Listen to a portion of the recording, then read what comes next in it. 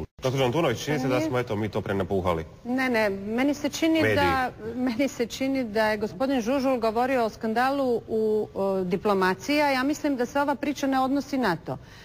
Nije ovo ništa protiv diplomacije, ja to bar tako nisam shvatila. Ovo je skandal o zataškavanju nečega što se događalo, a vezano je uz Ministarstvo vanjskih poslova. Drugo, malo me čudi da gospodin Žužul kaže ne zna o tome ništa. Ja sam pročitala da je gospođa Grabar-Kitarović rekla da je to slučaj koji se dogodio u vrijeme njenog prethodnika. Ako se ne varam, vi ste bili njen prethodnik. Znači, tada se je to dogodilo, a od onda do danas slučaj se zataškavao.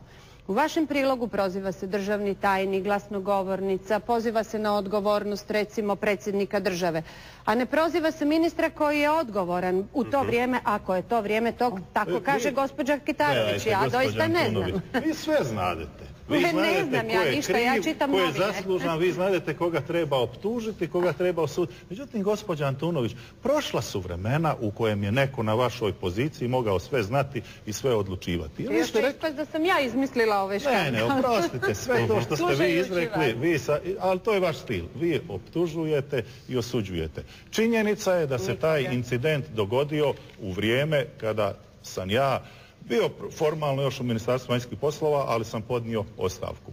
I činjenica je da o tome nisam znao. Je li ministar bilo koji u tome trenutku o tome trebao ili ne znati, o tome se može raspravljati, o tome kako funkcionira ministarstvo.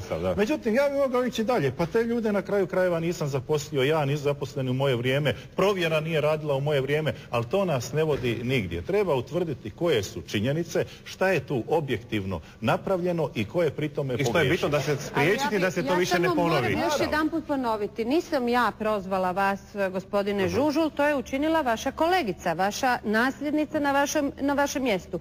Ona je izjavila za novine, to piše u novinama, pogledajte, da je se to dogodilo u vrijeme njenog prethodnika, da je ona problem naslijedila. Dobro, poslije emisije možete nazvati ministricu pa riješiti sa njom, eventualno se javiti na ispitivanje. Ja nemam potrebe, ja mislim da se ovdje ministricu stavlja u jednu situaciju koja je kudi kamo predimenzionirana. Ministarstvo i druge državne institucije trebaju točno utvrditi o čemu se radi i povodom toga konzekvence podnijeti.